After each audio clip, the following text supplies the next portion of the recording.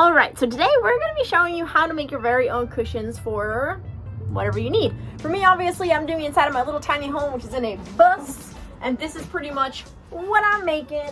It's small, it's cute, but look, it even got a zipper.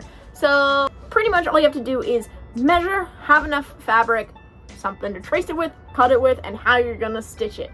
There's a few different ways of doing this. Some people just use fabric glue. Some people just use a straight up sewing machine like I did at the end.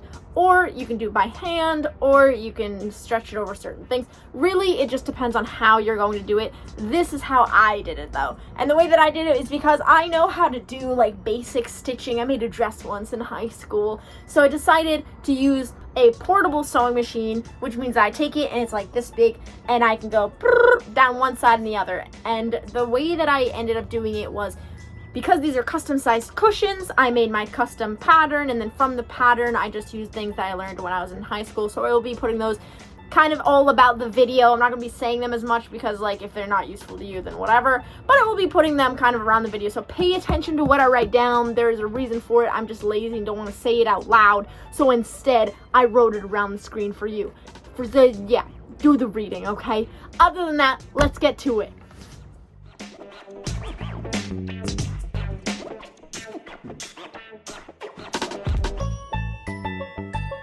So right here we have some pure foam cushion. This stuff is going to be great for just the inside.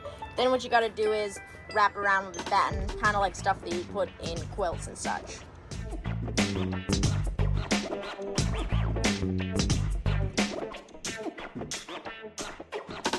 Once you cut it out,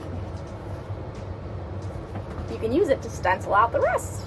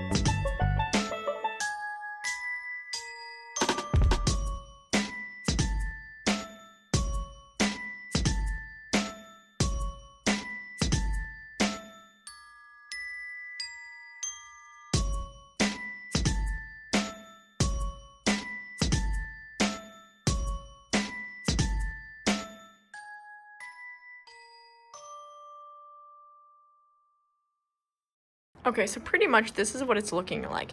And the stitches are a little loose. This is because I'm using this hand stitch thing rather than a full-on regular sewing machine. So what I'm going to do is actually in these little cracks here, I'm going to put some fabric glue, the same ones that we did on the pillow itself. And then we're just going to squeeze it and trim it.